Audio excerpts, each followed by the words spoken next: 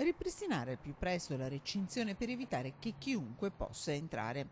Eseguire una pulizia a fondo sia all'interno che all'esterno dell'albergo, in particolare della zona delle piscine. Il sindaco di Montegrotto Terme, Riccardo Mortandello, ha firmato in queste ore un'ordinanza urgente in relazione all'Hotel Berta di Largo Traiano. Salito alla ribalta delle cronache poco prima della chiusura, quando i dipendenti si arrampicarono sul tetto per protesta, l'albergo, adesso chiuso, è meta di sbandati. I tetti colonie per colombi è punto di attrazione per un gruppetto di adolescenti che salgono per potersi scattare dei selfie. Alla proprietà, una società lombarda, il primo cittadino, a seguito di un sopralluogo della polizia locale, ha intimato di adottare le misure disposte nell'ordinanza.